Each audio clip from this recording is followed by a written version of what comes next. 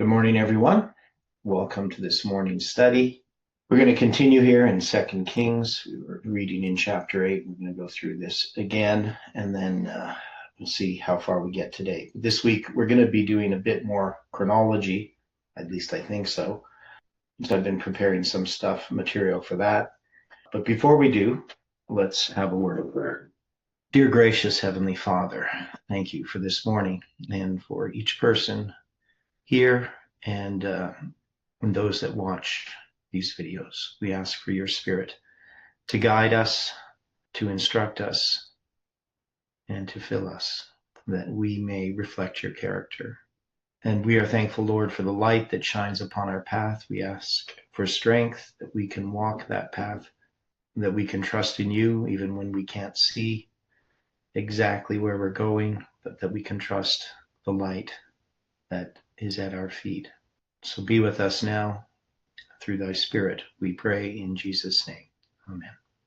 Okay, well, I hope everybody had a good day yesterday, and I don't know how many people spent time thinking about these verses that we've been looking at. Now, just as a quick summary, we have these stories of Elisha, and we have this double portion that is upon Elisha. Now, Elisha then represents the second angel's message, the double portion of the Spirit that was upon Elijah.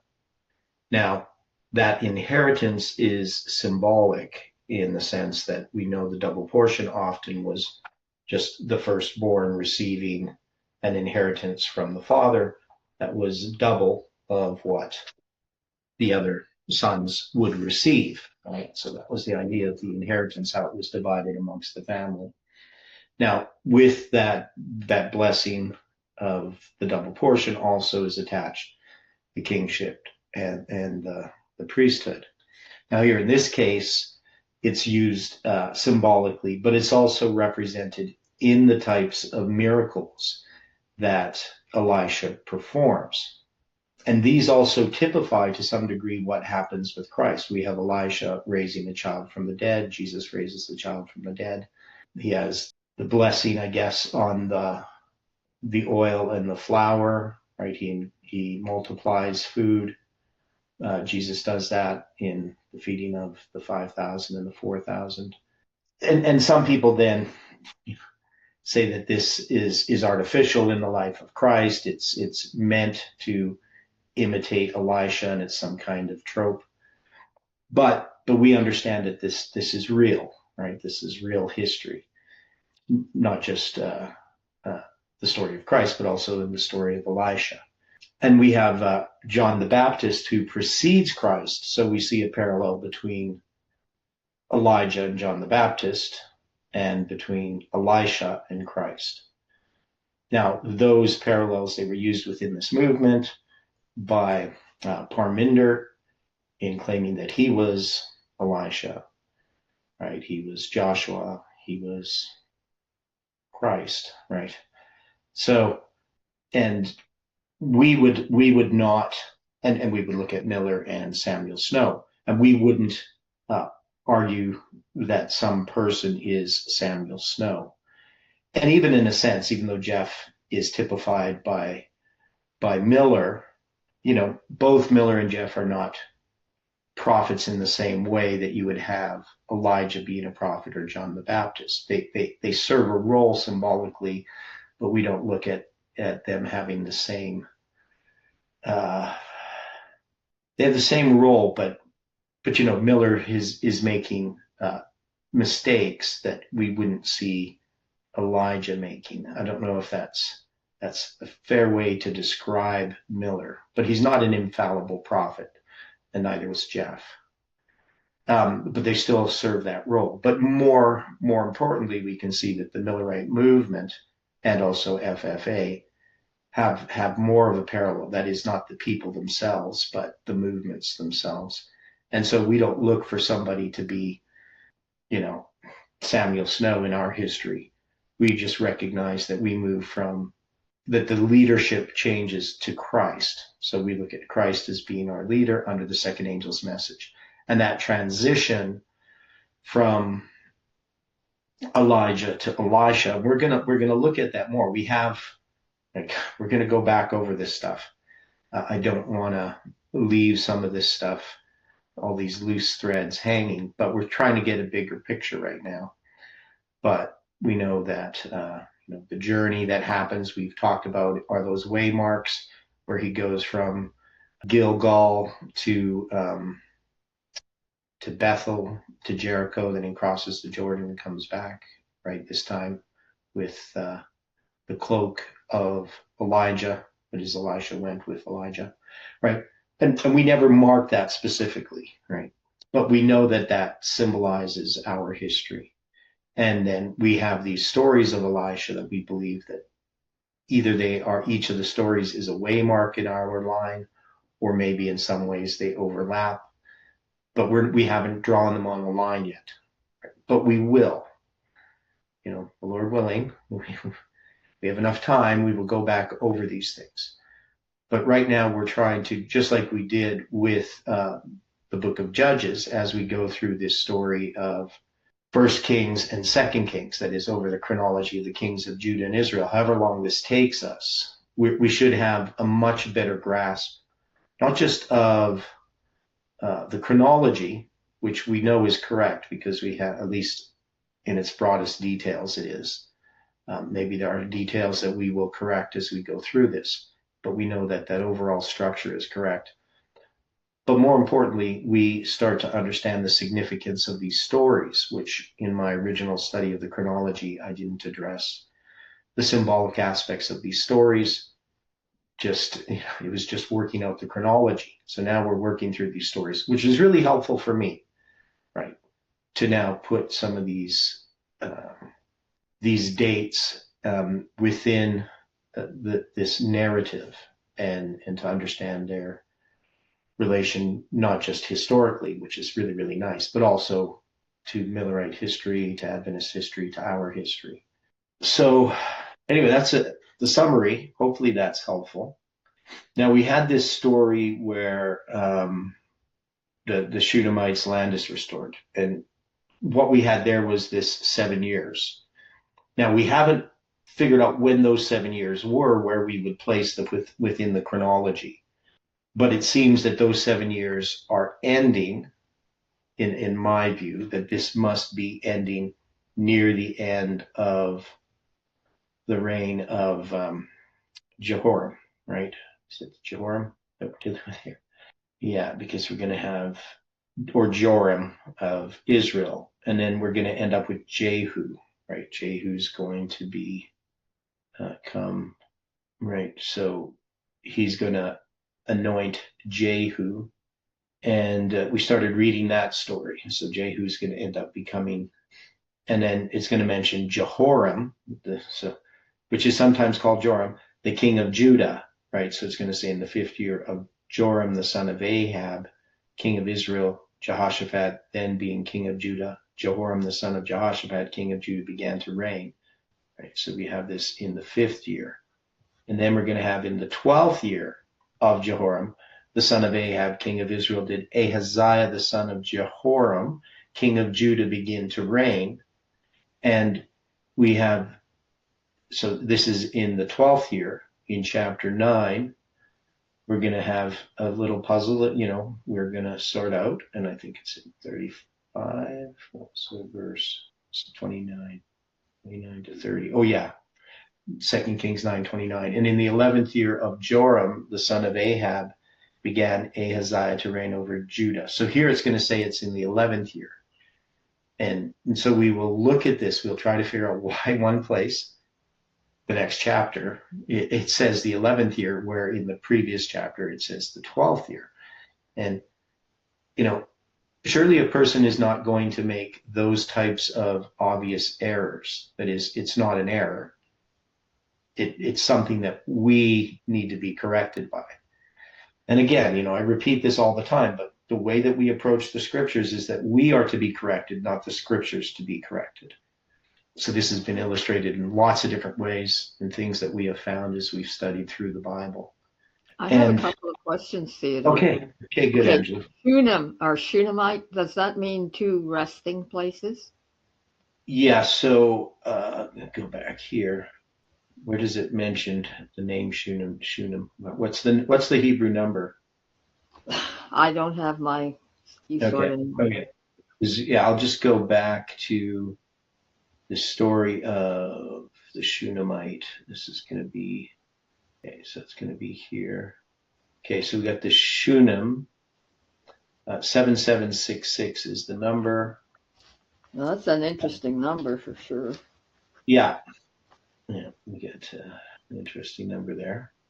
A double resting place. Double rest. There we go. Okay. So that, and I mean, we're going to come back to this and we'll see some of the things about it. Now, I just want to look at the Hebrew itself. So we got Shunem. Well, it's based on the word. So that, just the way that it's spelled here, I just want to see how they spell it in. Yeah, so it's just basically Shunem. That's the plural of the dual, plural, right? That's why double.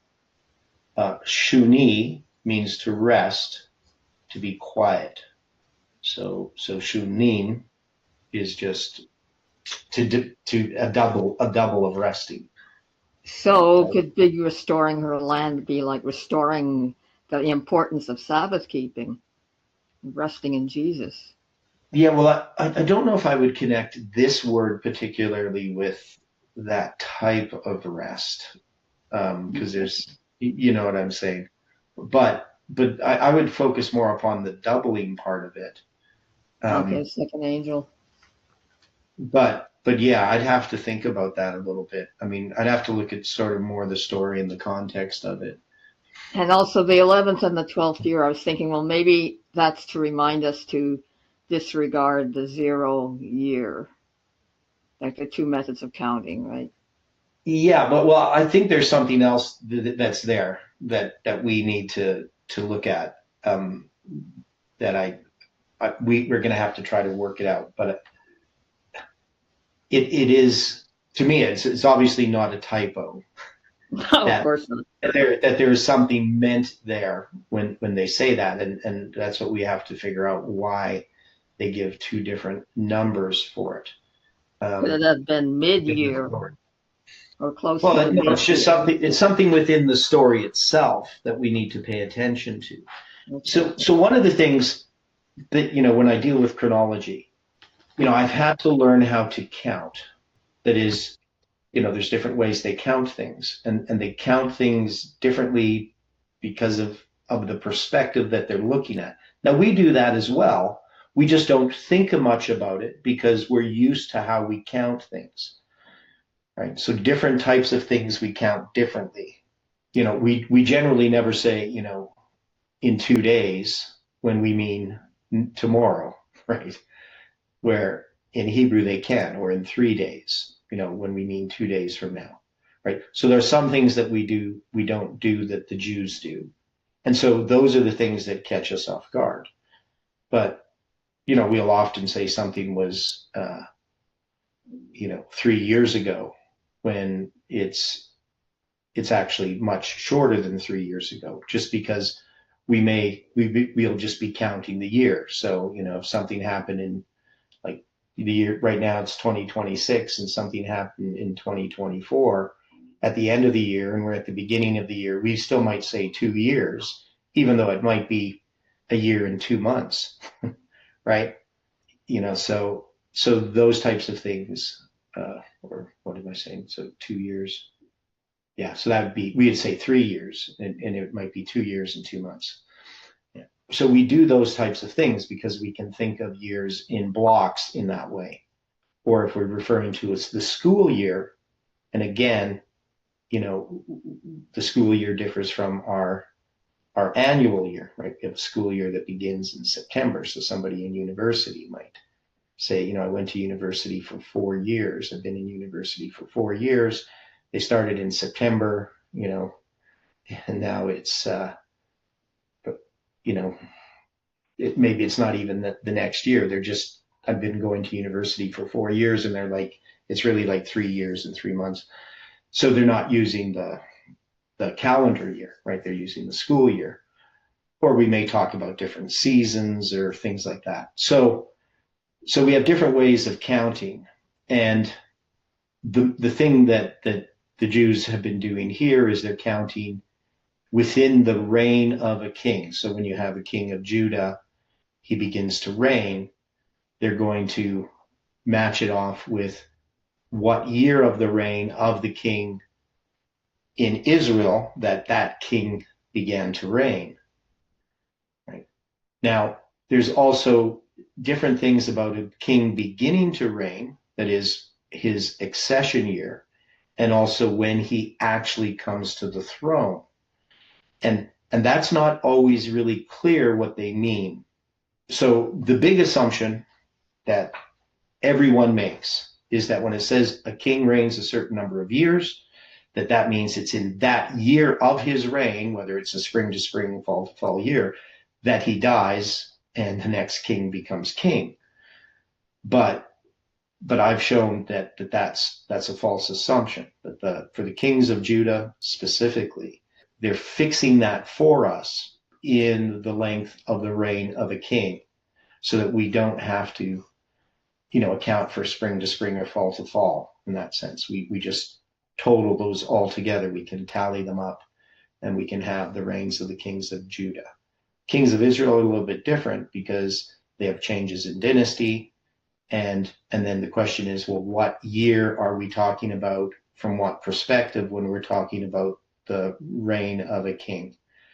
So these things we're going to deal with, and hopefully by the time we get through this, we'll all have a working knowledge that we can recreate this chronology on our own.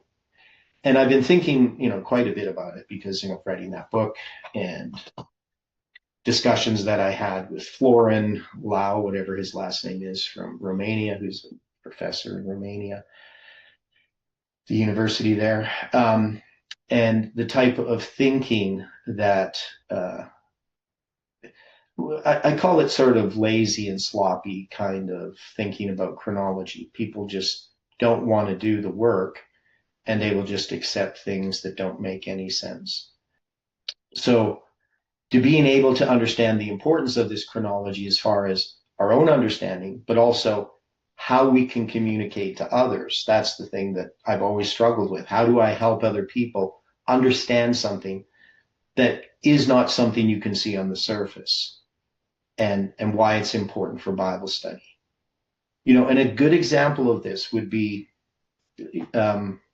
when people are challenging 677 BC for Manasseh's captivity, and they use Theo's chronology and don't realize what they're doing when they do that. They don't realize that they're rejecting the Bible. They just say, oh, that's not when Manasseh was taken captive, because that would be like the 10th year of his reign. That's way too early, and different arguments like that. So we can't afford to be sloppy about it. But it is a difficult area, right? So that's what I'm struggling with. Like, first we have to understand it, but then we have to figure out how to communicate this to people so that they can see the relevance of what we're doing. But anyway, so when we get back to chapter 8, so we have the Shunammite, she comes up again, right? And so that to me is really quite important. But we're not doing that right now. We're not drawing that on a line. But somehow in this story of Elisha, her having her land restored is some symbol that we would need to understand in how we put this whole structure together. We just don't know what it is yet. We're just noting the symbols. Well, I'm thinking it could be reminding us about what Ellen White said, quoting Isaiah 11:11. The Lord is turning his hand a second time to regather his people. Yeah, well, I think it has something symbolized. Double resting place. I mean, yeah, it's a restoration. Yeah. That's the way that I look at it. Is something to do with our history repeating or something. But you understand there's a lot of details we're going to have to work out when we put that on a line and where we decide it fits. And it should be something like all the other things that we've discovered, where they just fall into place. So usually we have some kind of key that unlocks that. And then, yeah, we examine all the pieces of the puzzle, mull over them, and then all of a sudden we see how they all fit together. And so I think that's going to happen with this story of Elisha and the Shunammite and all these things we're reading over the last little while.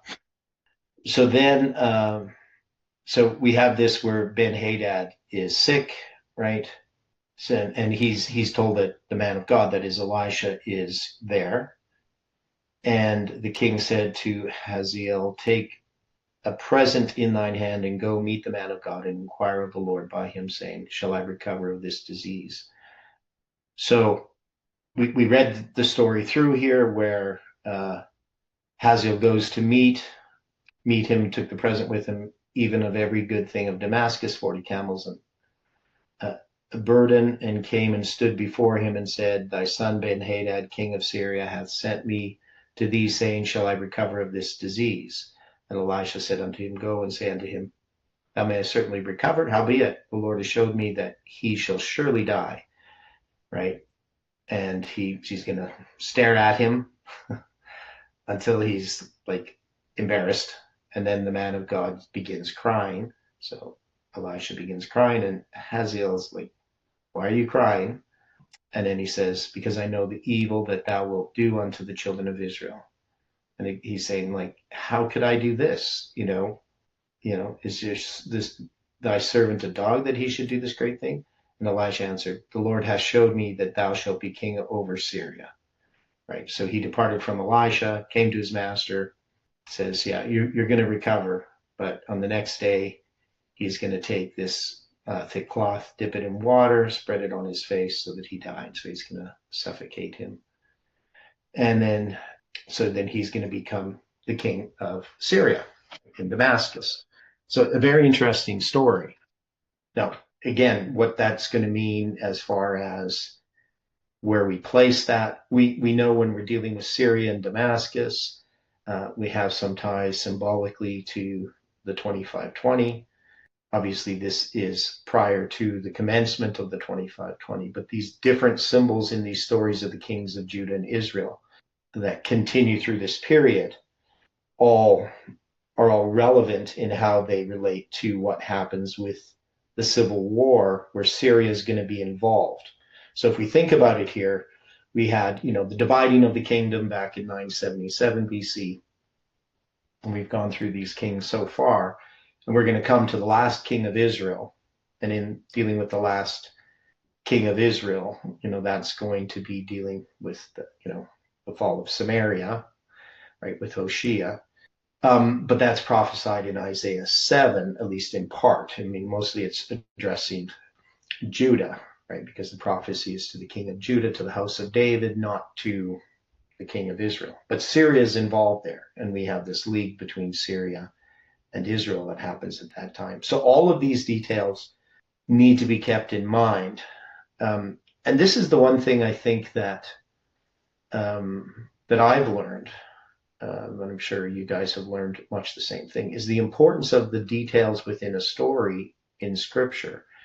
That in a superficial reading, we just, we could even ask the question, why is that there? It's just something to keep the story going, or is it some significant detail? And we find that this isn't just an account of the kings of Judah and Israel, of everything that happened, that what is revealed in Scripture, what is given in these stories, are purposeful as types, right? They're in samples, as Paul says. So the fact that we have these as types means we need to pay attention to the details in these stories. But yeah, the average person just thinks, oh, it's just a story. Maybe there's some, devotional lesson we can learn from reading these stories. But we have details like numbers and dates and all kinds of names and things that are symbols, and most people just pay no attention to those at all. Okay, so then we have in the 5th year of Joram, the son of Ahab, king of Israel, that Jehoshaphat, being king of Judah, Jehoram, the son of Jehoshaphat, king of Judah, began to reign. So we now have Joram and Jehoram reigning at the same time. And yeah, this is one of those difficult things. Now, Jehoram's reign happening at the time of Joram is because he begins to co-reign with Jehoshaphat in the 5th year of Joram. So we'll just use Joram for Israel and Jehoram for Judah. But his reign is then going to end with Ahaziah being made king in the 11th year or the 12th year of Joram, right? So we can easily see that span of time. We have this ladder that connects us. But when Ahaziah becomes king, he's just going to be king for a year, right? He's not going to be king very long. And so the point in which he becomes king, that detail, trying to figure that out, and why the 11th and the 12th year are both mentioned, I think is interesting. I think we'll learn something from that about how to count. So, but anyway, here we're going to have first Jehoram, the son of Jehoshaphat. He's going to be 32 years when he begins to reign. He reigns 8 years in Jerusalem. And he walked in the way of the kings of Israel, as did the house of Ahab. For the daughter of Ahab was his wife, and he did evil in the sight of the Lord. So we have this this intermarriage between the family of the house of Ahab and the house of David, right? And this is one of those things that confused me, and I think it's interesting in lots of different ways. It's interesting in the point of dealing with the biblical chronology, but understanding the relationship between Judah and Israel. And so one of the things Dwight's brought out a bit is that there's Judah and Israel and these relationship between the two.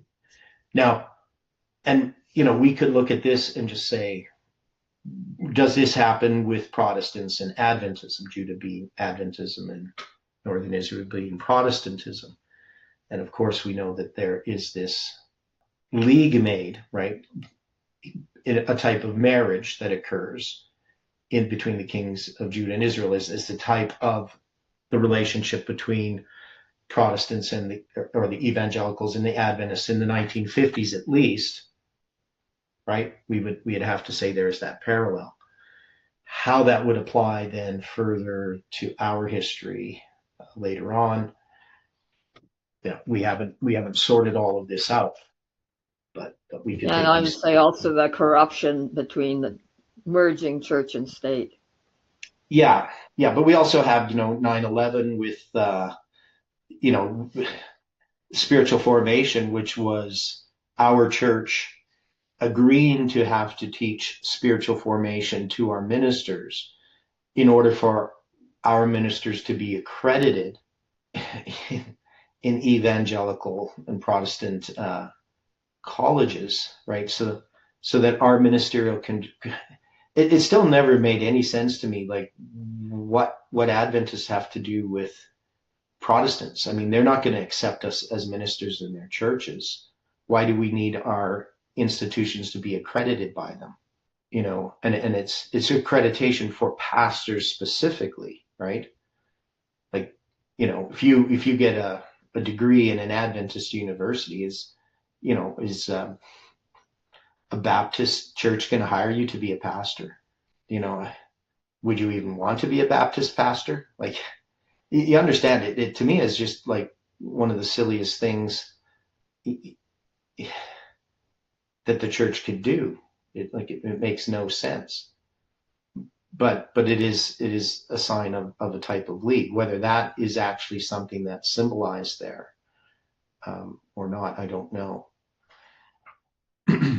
But yeah, obviously when we get to the Sunday law, we're going to see more what this means, I think. So, and then he reigns 8 years in Jerusalem, right? So when we looked at the chronology that we had of Joram from the 5th year to the 12th year, well, that looks like 7 years, right? 5 to 12 is 7 years. But it's going to say that he reigned for 8 years. Now, if you go from 5 to 11, that even looks like 6 years. So there's something there that we have to sort out. Why is that apparent discrepancy there? So, I mean, part of it would be, where does he begin to reign? Now, we know that one thing that we do know is that his 8 years is not from the time when Jehoshaphat dies, because that would be, in the 7th year. And, that would be, so the 8 years can't apply there at all. So it has to go back to when he begins his co-reign. But it's meant to be a number that we can then, like there's a purpose in the number, right? They're going to say 8 rather than 6, or 8 rather than 7, so that we get the correct chronology in the end. So we need to see the 2 years difference just in the plain math. So that 8 years tells us that there's 2 years difference. But anyway, we will look at that in more detail. Okay. So he does all this evil, right? So then we're going to have Edom revolt under the hand of Judah and made a king over themselves. So Joram, that's the king of Israel, went over to Zaire and all the chariots with him, and he rose by night and smote the Edomites which compassed him about, and the captains of the chariots, and the people fled into their tents. Yet Edom revolted from under the hand of Judah unto this day. Then Libnah revolted at the same time, and the rest of the acts of Joram and all that he did, are they not written in the book of the Chronicles of the Kings of Judah? And Joram slept with his fathers and was buried with his fathers in the city of David. And Ahaziah, his son, reigned in his stead. So this must be, am I getting mixed up here? Is this, okay, we got Jehoram reigns in Judah. You see why I get confused. And then we're going to have Ahaziah, his son, but it says that he's the son of Joram, which I was using as the king of Israel. So they must be using the name Joram here for the king of Judah. So they call him Jehoram and Joram in the same chapter, right? Because if Joram slept with his fathers and he's buried in the city of David, that's Jehoram. Okay. And then Ahaziah, so he's the king of Judah. And in the 12th year of Joram, the son of Ahab, king of Israel, did Ahaziah, the son of Jehoram, king of Judah, begin to reign, right? So we got Ahaziah, he's the son of Jehoram, king of Judah. So we had Jehoram, he began to reign when he was 32 years old, and he reigned, so he'd be like 40, I guess, when he dies, right? Okay. And so just put a note there that Shunem is in Issachar, the tribe noted for its skills in chronology. Okay. So 22 years old was Ahaziah when he began to reign. So his dad must have had him when he was like 18. And he reigned 1 year in Jerusalem. And his mother's name was Athaliah, the daughter of Omri, king of Israel. So Ahaziah is actually a descendant of the tribes of Israel. So because Jehoram had married this daughter of Omri named Athaliah, so that's the queen, right? She's the queen. Okay. And I'm getting this right? So Ahaziah then is, her son, but she is of the house of Omri, right? And he walked in the way of the house of Ahab. So sometimes they call it Omri, sometimes they call it Ahab. And did evil in the sight of the Lord, as did the house of Ahab, for he was the son-in-law of the house of Ahab. And he went with Joram, the son of Ahab, the other Joram, to war against Hazael, king of Syria, in Ramoth Gilead, and the Syrians wounded Joram. And King Joram went back to be healed in Jezreel of the wounds which the Syrians had given him in Ramah. and when he fought against Hazael, king of Syria, and Ahaziah, the son of Jehoram, king of Judah, so now we call him Jehoram again, went down to see Joram, the son of Ahab, in Jezreel because he was sick. Boy. Okay. And Elisha the prophet called one of the children of the prophets and said unto him, Gird up thy loins, and take this box of oil in thine hand, and go to Ramoth Gilead. And when thou comest thither, look out there Jehu the son of Jehoshaphat, the son of Nimshi, and go in and make him arise up from among his brethren, and carry him to an inner chamber. And take the box of oil and pour it on his head, and say, Thus saith the Lord, I have anointed thee king over Israel. Then open the door and flee and tarry not. So again, we have this really interesting detail. We have Jehu, who is going to now end the dynasty of Omri and Ahab, right? And he's going to be the son of Jehoshaphat. That is, he is a brother to Ahaziah, right? Is that how we understand this in some way, right? Because he's the son of Jehoshaphat, so he's a brother to Ahaziah, who only gets to be king for a year. And so now we move back to the kingdom of Israel, and we're going to have this family connection here. So the king of Israel is going to be a descendant of the house of David. He's a descendant of Jehoshaphat. Any comment on this?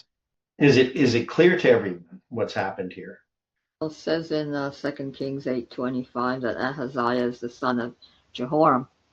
Okay, the son. Okay, so that means he's his uncle then?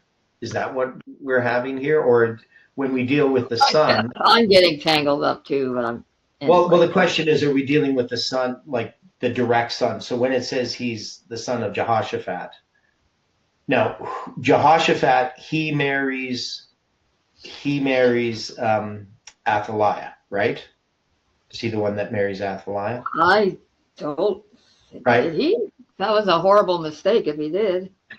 Well, he's okay. Let's go back. So, yeah, I know I get completely turned around with this. Yeah, I'm getting that way too. Yeah, so that's why I want. So in the 5th year of Joram, the son of Ahab, Jehoshaphat being king of Judah, Joram the son of Jehoshaphat, king of Judah, began to reign. Right, he's going to be 32. So we have Jehoshaphat, now the question is who married the daughter of. So you're saying, let me see. So his mother's name was Athaliah. So this is going to be Ahaziah. His mother's name was Athaliah, the daughter of Omri, which is the granddaughter. Right. So his mother's name. So that usually would refer, well, it can refer to a grandmother as well. So the question is who married Athaliah? That, I guess, is the question we have to ask. So Athaliah, the daughter of Ahab and Jezebel, and the wife of King Jehoram of Judah. Okay, so not Jehoshaphat, but Jehoram, killer of all the members of the royal family of Judah, with the exception of one baby named Joash, who was hidden by high priest Jehoiada, which we haven't got to yet, until 6 years had passed, and Jehoiada led the revolution to put him on the throne, overthrowing Athaliah and putting her to death. So we're gonna read all of that. So that means she married Jehoram, not Jehoshaphat.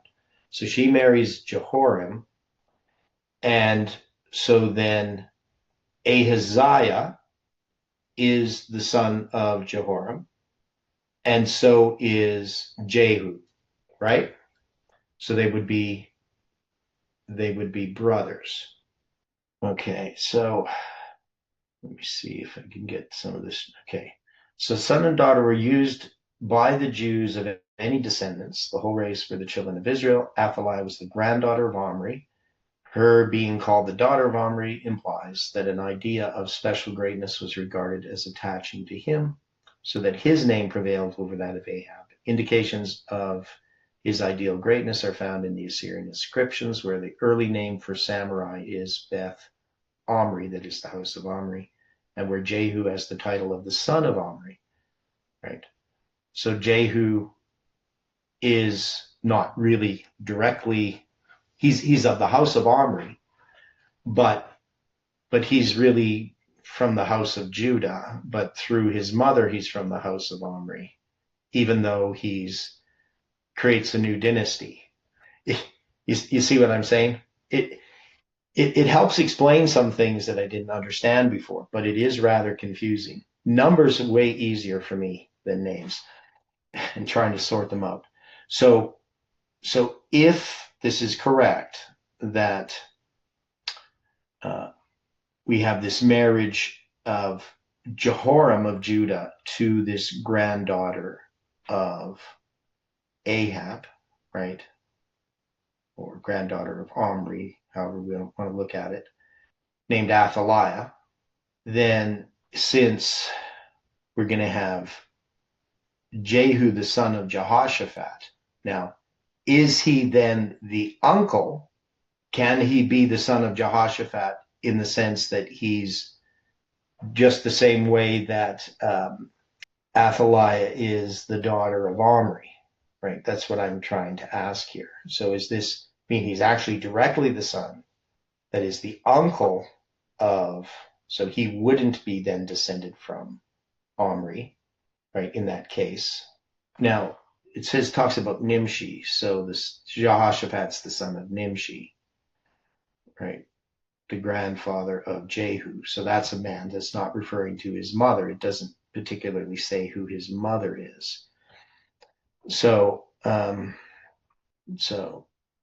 father, so probably, okay, the father of, let me see this here, grandfather of Jehu. Okay, so Jehu, the son of Jehoshaphat. So that means he would be the son then. So that he would be the uncle then of Ahaziah, if that's the case. But yeah, they don't always specify these things as nicely as I would like. Now we have that number for Nimshi too, 5250. So that's the 525, which matches up with the 2520. Let's see what other people say about this. It doesn't say too much here. What I really find interesting too is that Jehoshaphat was such a reformer. He sent Levites throughout the land of Judah and also judges. So this guy was a revolutionary. I mean, it's amazing. And then I said, how could he fail so badly in allying with Ahab? Yeah. And then, so then the marriage is his son, Jehoram, is going to marry the granddaughter of Omri, right? That's her, or of, so he's going to marry into, so that would be, so is it that Jehoshaphat makes this league by having his son marry one of the tribe of Israel? Well, that's what it sounds like, because I think it's in 2 Kings 8. It says, at 27, he walked in the way of the house of Ahab and did evil in the sight of the Lord. And this is talking about Ahaziah, for he was the son-in-law of the house of Ahab. Okay, that's which verse again? That's 8:27, talking about Ahaziah. Yeah. So he's the son-in-law. So that is relative by marriage. I don't know the exact where exactly it is in the spirit of prophecy, but the spirit of prophecy says that Jehoshaphat went to league with Ahab. He done that because he wanted to bring Israel back to Judah. So I think it's in the spirit of prophecy somewhere, because I've read it once before. He used that to try to get back together. Yeah, you never win people by compromise. This is the lesson that we need to learn here. Yeah, it's the 1950s. Adventism and the evangelicals, right? The courting of the event, because that was the whole thing, is we're going to win over the Protestants by studying them in their schools, showing them that we're educated. We're not just a bunch of ignorant farmers, who made a failed time prediction, right? Yeah. Because of how Millerites and Adventists were mocked, for their basically being uneducated, not scholarly enough. So, Oh, that's so there so was, ludicrous. yeah. So you have this push in Adventism to get recognition. People always want recognition, as if somehow if a man recognizes you, it means something.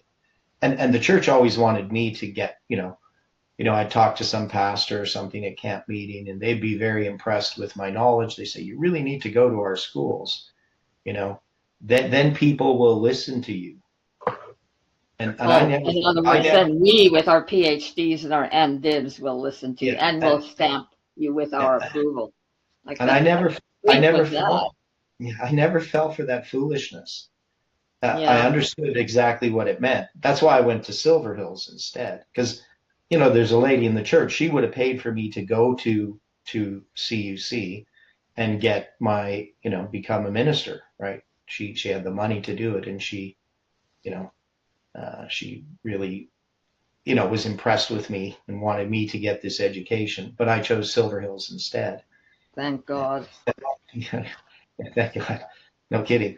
Don't forget your spiritual formation, or as they call it in the other Protestant churches, transformation. I refused to take the course. They still let me in. Thank the Lord. Yeah, well, I needed the education, the practical education of Silver Hills. That was absolutely essential because I was pretty much a useless individual at that time in my life, you know. So I actually learned to be practical, which was really, really important, and it taught me a lot of humility. Not that I'm that humble, but you know what I mean. I was humbled there at Silver Hills because nobody cared what I had to say about anything. you know Mm, where back in the upper room studies everybody looked to me for wisdom and knowledge, even though I was the just guru. an ignorant new Adventist. So and you could easily get puffed up by that kind of stuff. People do. Yeah. So the Paul wrote praise of about man that. can go to your head. So I needed that experience in Silver Hills from that perspective. But I also saw, what happened to my dad. I saw, what happened to the United Church of Canada. I saw Adventism going in the same direction. So God, in His providence, put me in the places I need to be, to learn the lessons that I needed to learn, which we all need to learn. These are not easy lessons. Uh, the trials we have, the failures we have, all of these things. Either we learn by them, learn from them, or we ignore those lessons and we go off into darkness. So, and I'm still trying to learn many of these lessons as well. And so, but anyway, so I'm just reading here in the Spirit of Prophecy. This is from Prophets and Kings. So Athaliah is mentioned a few times. That's the word I looked up. I just looked up Athaliah. So let's look at what she says here, because this should help us a bit. Because I really want to get this sorted out in my head. So for many years, Jehoshaphat lived in peace, unmolested by surrounding nations. The fear of the Lord fell upon the kingdoms of the lands that were round about Judah. From Philistia, he received tribute money and presents. From Arabia, large flocks of sheep and goats. Jehoshaphat waxed great exceedingly, and he built in Judah castles and cities of stores. Men of war, mighty men of valor, waited on the king beside those whom the king put in fenced cities throughout all Judah. Blessed abundantly with riches and honor, he was enabled to wield a mighty influence for truth and righteousness. Some years after coming to the throne, Jehoshaphat, now in the height of his prosperity, consented to the marriage of his son Jehoram to Athaliah, daughter of Ahab and Jezebel. By this union there was formed between the kingdoms of Judah and Israel an alliance which was not in the order of God, and which in a time of crisis brought disaster to the king and to many of his subjects. Right? So this helps clarify it, and it's what we sort of figured it out. But Ellen White says the same thing. On one occasion, Jehoshaphat visited the king of Israel at Samaria. Special honor was shown the royal guest from Jerusalem, and before the close of his visit, he was persuaded to unite with the king of Israel in the war against the Syrians, which we've read about. Ahab hoped that by joining his forces with those of Judah, he might regain Ramoth, one of the old cities of refuge, which he contended rightfully belonged to the Israelites. Although Jehoshaphat, in a moment of weakness, had rashly promised to join the king of Israel in his war against the Syrians, yet his better judgment led him to seek to learn the will of God concerning the undertaking. Inquire, I pray thee, at the word of the Lord today. So we went through that story, but we can see that this first step is this alliance of allowing his son to marry the daughter of Ahab, right? Just looking at other places. Okay, Jehoram, the son of Ahab, was still reigning in the kingdom of Israel when his nephew, Ahaziah, came to the throne of Judah. Okay, so Joram's the son of Ahab. He's reigning. So we can see that Ahaziah is the nephew, right? So we understand that his mother is Athaliah. Okay. Right. Ahaziah ruled only 1 year, and during this time, influenced by his mother Athaliah, his counselor to do wickedly, he walked in the way of the house of Ahab and did evil in the sight of the Lord. Now, we haven't looked at the Second Chronicles accounts of this. We will as well. Jezebel, his grandmother, was still living, and he allied himself boldly with Jehoram of Israel, his uncle. Okay, so he's connected to Joram of Israel. That's his uncle. Okay, Ahaziah, his son, soon met a tragic end. The surviving members of the house of Ahab were indeed his counselors after the death of his father to his destruction. While Ahaziah was visiting his uncle at Jezreel, the prophet Elisha was divinely directed to send one of the sons of the prophets of Ramoth Gilead to anoint Jehu, king of Israel. So that's right where we're at. Now here I'm interested to see what differences are in Second Chronicles on this story, if some of these things are clarified a bit. Joram had been wounded in battle, Jehoram, king of Judah, and had returned to Jezreel, leaving Jehu, or no, that's Jehoram, king of Israel. Oh, man. Leaving Jehu in charge of the royal armies. In anointing Jehu, the messenger of Elisha declared, I have anointed thee king over the people of the Lord, even over Israel. And then he solemnly charged Jehu with a special commission from heaven. Thou shalt smite the house of Ahab thy master. And the Lord declared through his messenger, that I may avenge the blood of my servants the prophets, and the blood of all the servants of the Lord at the hand of Jezebel, for the whole house of Ahab shall perish. Okay, so again, Jehu is, so it doesn't say here specifically, but Jehu is the son of Jotham, right? Is that what we decided? The son of Jehoshaphat. Jehoshaphat. Yeah, that's what I meant to say. I knew I was saying the wrong name. Jehoshaphat. It's just a J name. Okay, Jehoshaphat, right? So he's the son of Jehoshaphat, so that he would then be, so he's the uncle of, how is he related to the king? How is he related to Joram? So Joram is oh man. Looks like he's also the nephew of Joram. Yeah, that's what I'm trying to figure out, how he's related to Joram. So now, because he's related, and he's working for Joram, right? Right. So he's going to be. Let's go back here and read. I'm going to get this straight into my head. Don't worry. I know you guys probably are doing better at this than me. Okay, so we got Jehu, the son of Jehoshaphat. So he would be the brother of Jehoram, king of Judah, and Jehoram is going to marry into the house of Ahab, right, through Athaliah. So they would just be a brother-in-law. They're not, but if Jehu's the son of Jehoshaphat, he would be the brother of Jehoram, right? So if he's the brother, and then his brother gets married to the house of Omri, right, then he's just a brother-in-law, right? He's not directly related, but he's going to become the king of Israel through just a marriage relation. So it becomes a new dynasty. So he's of the house of David. He's not of the house of Omri. Correct? Am I getting this correct now? Yeah, just to have the son of Jehoshaphat. So that is somebody who would be of the line of David to become the king in Israel. That's kind of interesting, I think, that this new dynasty is a branch off of the king, the house of David. But I think I got that right now. Okay, so he's going to be anointed. So a box of oil is going to be poured on his head. And thus saith the Lord, I have anointed thee king over Israel. Then open the door, flee, and tarry not. So that's going to be the direction given to this young man. So he's going to go to Ramoth Gilead. When he came, behold, the captains of the host were sitting, and he said, I have an errand to thee, O captain. And Jehu said, unto which of all of us? And he said, to thee, O captain. And he arose and went into the house. He poured the oil on his head and said unto him, thus saith the Lord God of Israel, I have anointed thee king over the people of the Lord, even over Israel. And thou shalt smite the house of Ahab thy master, that I may avenge the blood of my servants the prophets, and the blood of all the servants of the Lord at the hand of Jezebel.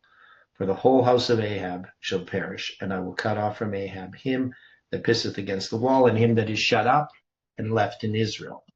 And I will make the house of Ahab like the house of Jeroboam the son of Nebat, and like the house of Baasha the son of Ahijah. So those are the two other dynasties that had occurred already. So we had Jeroboam's dynasty and Baasha ends that dynasty. Right. So, and the dog shall eat Jezebel in the portion of Jezreel, and there shall be none to bury her. And he opened the door and fled. And Jehu came forth to the servants of his Lord, and one said unto him, is all well? Wherefore came this mad fellow to thee? And he said unto him, ye know the man and his communication. And they said, it is false. Tell us now. And he said, thus and thus spake he to me, saying, thus saith the Lord, I have anointed thee king over Israel. And then they hasted and took every man his garment and put it under him on the top of the stairs, and blew with trumpets, saying, Jehu is king. So Jehu the son of Jehoshaphat, the son of Nimshi, conspired against Joram. Now Joram had kept Ramoth Gilead, he and all Israel, because of Hazael king of Syria. But Joram was returned to be healed in Jezreel of the wounds which the Syrians had given him when he fought with Hazael king of Syria. So when it says he kept Ramoth Gilead, that's where he's the king is staying because of the king of Syria. So the king of Syria, had he taken over Samaria? I don't know. It's not clear to me. So anyway, he's staying there for some reason. Maybe it's just because he's having a battle with the king of Syria, or he's protecting from the king of Syria. Not sure. But that's what it means where he kept Ramoth Gilead. That's where the king would stay. Hedge about that he's protecting it, right? Okay, but the king of Joram was returned to be healed in Jezreel of the wounds which the Syrians had given him when he fought with Hazael king of Syria. And Jehu said, if it be your minds, let none go forth nor escape out of the city to go tell it in Jezreel. So Jehu rode in a chariot and went to Jezreel, for Joram lay there. So Joram's in Jezreel. And Ahaziah king of Judah was come down to see Joram. So we got this as Ahaziah, he's just been made king a little bit ago. And he's come down to see Joram. So he went to visit Joram, who is related to him, right? That would be his uncle, right? And there stood a watchman on the tower of Jezreel, and he spied the company of Jehu as he came and said, I see a company. And Joram said, take an horseman and send to meet them, and let him say, is it peace? So there went one on horseback to meet him, and thus said the king, is it peace? And Jehu said, what hast thou to do with peace? Turn thee behind me. Right? So they keep sending out these messengers, but he's going to call them to join him, right? You know, this is not peace, right? Then he sent a second on horseback, which came to them and said, thus saith the king, is it peace? And Jehu answered, what hast thou to do with peace? Turn thee behind me. And the watchman told, saying, he came even unto them and cometh not again. And driving is like the driving of Jehu, the son of Nimshi, for he driveth furiously. And Joram said, make ready. And his chariot was made ready. And Joram the king of Israel and Ahaziah king of Judah went out, each in his chariot, and they went out against Jehu and met him in the portion of Naboth the Jezreelite. And it came to pass, when Joram saw Jehu, that he said, Is it peace, Jehu? And he answered, What peace, so long as whoredoms of thy mother Jezebel and her witchcrafts are so many? And Joram turned his hands and fled, and said to Ahaziah, There is treachery, O Ahaziah. And Jehu drew a bow with his full strength and smote Jehoram between his arms, and the arrow went out at his heart, and he sunk down in his chariot. Then said Jehu to Bidkar his captain, Take up and cast him in the portion of the field of Naboth the Jezreelite, for remember that how when I and thou rode together after Ahab his father, the Lord laid this burden upon him. Surely I've seen yesterday the blood of Naboth and the blood of his sons, saith the Lord, and I will requite thee in this plat. I'm not sure what the word plat means. Smoothness. Flattery. Okay, that makes sense. Flattery. Saith the Lord. Now therefore take and cast him that plat into that plat of ground according to the word of the Lord. So this word plat, is it kind of like plot, portion? Yeah, in my Bible it says portion. Okay. It's a portion. It's interesting. But the word plat, portion, slippery place, smooth. So it can refer to flattery as well. Okay. But when Ahaziah, the king of Judah, saw this, he fled by the way of the garden house, and Jehu followed after him and said, Smite him also in the chariot. And they did so at the going up to Gur, which is by Ibleam, and he fled to Megiddo and died there. So Jehu is even wanting to get Ahaziah killed because he's of the House of Omri, right? He's the descendant of Jezebel, right? So that's why he has to die as well. Okay, I'm starting to get the picture here. I know I'm slow, but it's starting to make sense. And when Jehu was come to Jezreel, Jezebel heard of it, and she painted her face and tired her head and looked out at a window. Now I know this story. It was in the Uncle Arthur's Bible story books. And Jehu entered in at the gate, and she said, Had Zimri peace, who slew his master? So she's referring back to this earlier story dealing with Zimri. How long did Zimri reign? 1 week. Yeah, 7 days. Yeah, okay. And he lifted up his face to the window and said, Who is on my side? Who?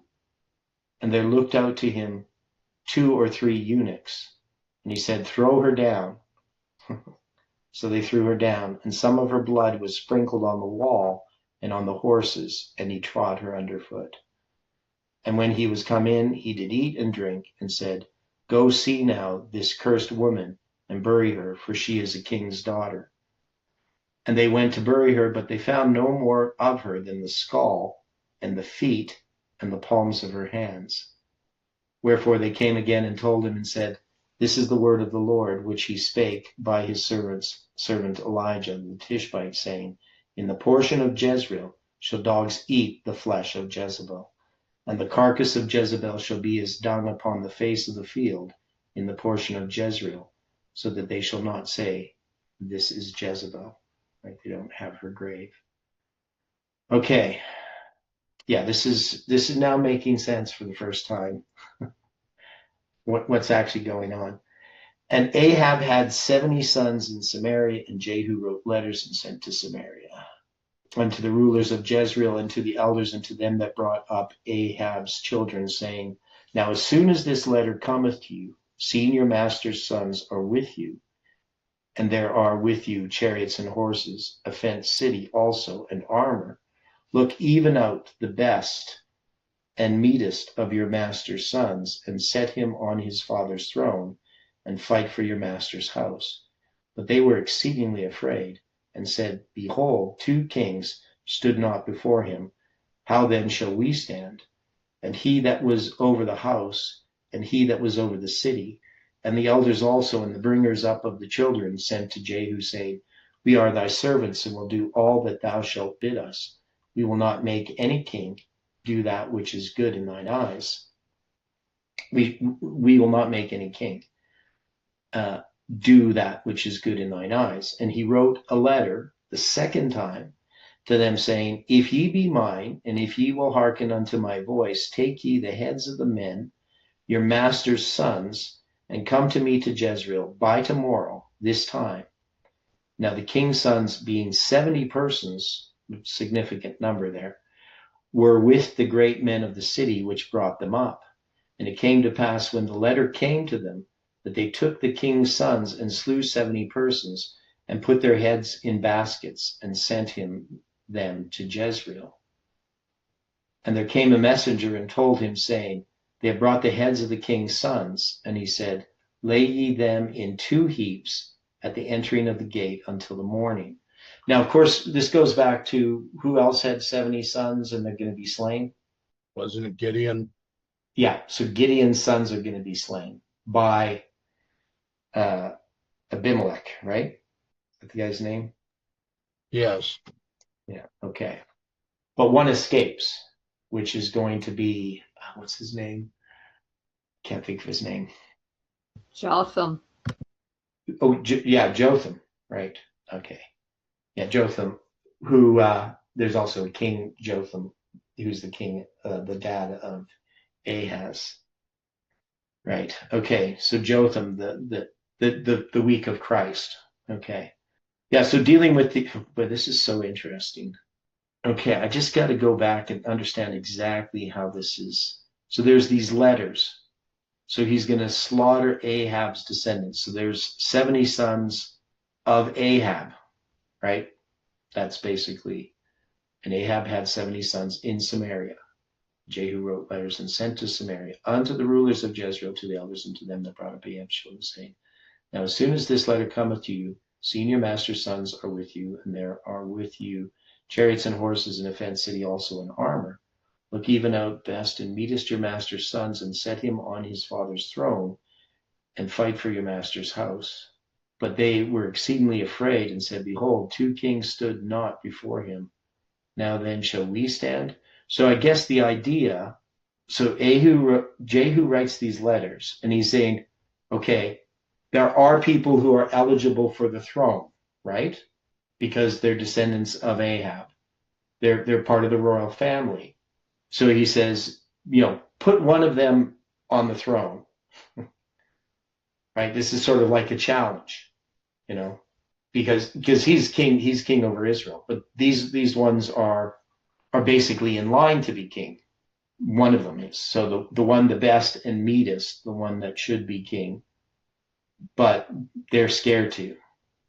They say, well, behold, 2 kings stood not before him, which is, of course, referring to Ahaziah, the king of Judah, and what's his name? Joram, king of Israel, right? That he's going to kill. Okay.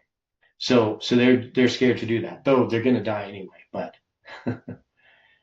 and he that was over the house and he that was over the city, the elders also, and the bringers up of the children, sent to Jehu, saying, We are thy servants, and will do all that thou shalt bid us. We will not make any king. Do thou which is good in thine eyes. So he wrote a letter the second time to them, saying, If ye be mine, and if ye will hearken unto my voice, take ye the heads of the men of your master's sons, and come to me to Jezreel by tomorrow, this time. Now the king's sons, being 70 persons, were with the great men of the city which brought them up.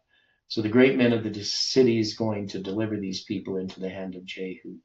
It came to pass, when the letter came to them, that they took the king's sons and slew 70 persons, so they're going to kill them, and put their heads in baskets, and sent them to Jezreel. So a nice little, gift basket. And there came a messenger and told him, saying, They have brought the heads of the king's sons. And he said, Lay ye them in 2 heaps at the entering in of the gate until the morning. And it came to pass in the morning that he went out and stood and said to all the people, Ye be righteous. Behold, I conspired against my master and slew him. But who slew all these? Know now that there shall fall unto the earth nothing of the word of the Lord, which the Lord spake concerning the house of Ahab. For the Lord hath done that which he spake by his servant Elijah. So Jehu slew all that remained of the house of Ahab in Jezreel, all his great men, and his kinfolks, and his priests, until he left none remaining. And he arose and departed, and came to Samaria, and as he was at the shearing house in the way. And Jehu met with the brethren of Ahaziah, king of Judah, and said, Who are ye? And they answered, We are the brethren of Ahaziah, and we go down to salute the children of the king and the children of the queen. So this is, Ahaziah, who's he dies, so he's already dead, right? So these are the brethren of Ahaziah, king of Judah. So they're going to be killed as well. That's what he does. Children of the queen. So they're the queen being who's the queen? It's children of the queen. Which queen is this? Okay. Because we know that. So if they're brethren, there would be the descendant from Athaliah, or is this because these are brothers of Ahaziah, and Ahaziah is a descendant of Athaliah, right? I think she must be the queen that's being referred to. I think that was logical. Yeah, okay. And he said, Take them alive, and they took them alive and slew them at the pit of the shearing house, even 42 men, so 42 men. Neither left he any of them. So we got the 70 that are killed. Now we have the 42.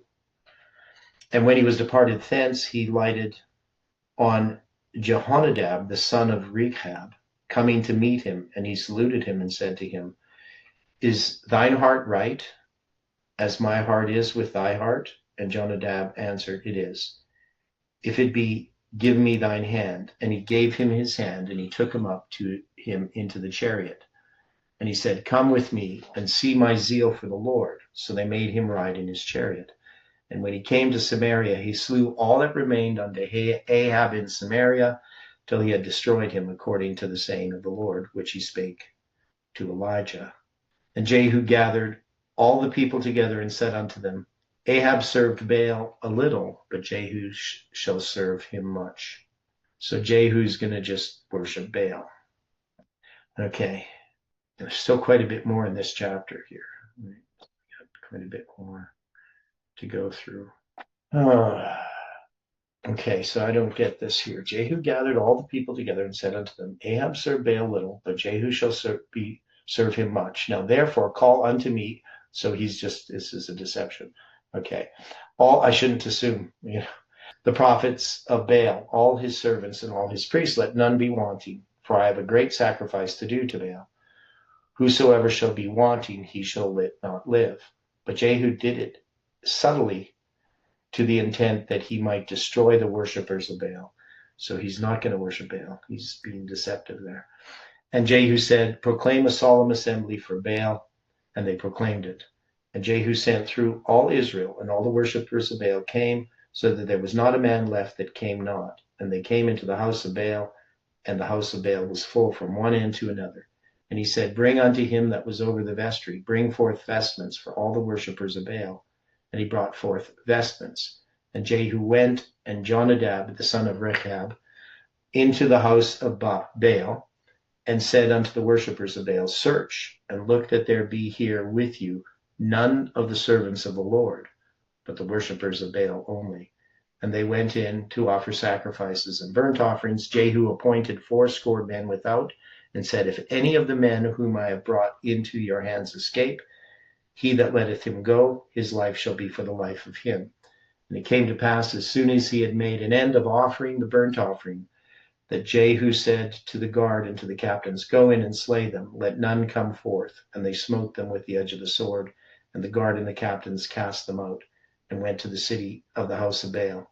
And they brought forth the images out of the house of Baal, and burned them. And they brake down the image of Baal, and brake down the house of Baal, and made it as a draft house unto this day. Sewer. Okay. So I don't know if that word's draught. Maybe it's draught house. I've always been confused by those words. Okay, so anyway, our time's up for today. So this is getting very interesting. You can agree that this is interesting what's happening here. One of these puzzles to unwrap. A lot of symbolism that we have to take into account as well. And any final thoughts before we close? There's Jonadab, the son of Rechab, mentioned in Jeremiah 35 also, who is very zealous for the Lord, very pious. Okay. That wouldn't be the same person, though. Well, it's just interesting, same name. Yeah, interesting. Same tribe. Yeah, a Rechabite. Yeah. Okay, well, let's close with prayer. Dear Father in heaven, thank you for the time that we've had this morning. We just ask again for your Spirit to be with us, that we can think about these things. We ask for a blessing upon each person, that your Holy Spirit can rest upon them, and that your angels can watch over them. And we ask that we can come together again to study these things. It's our prayer in Jesus' name. Amen.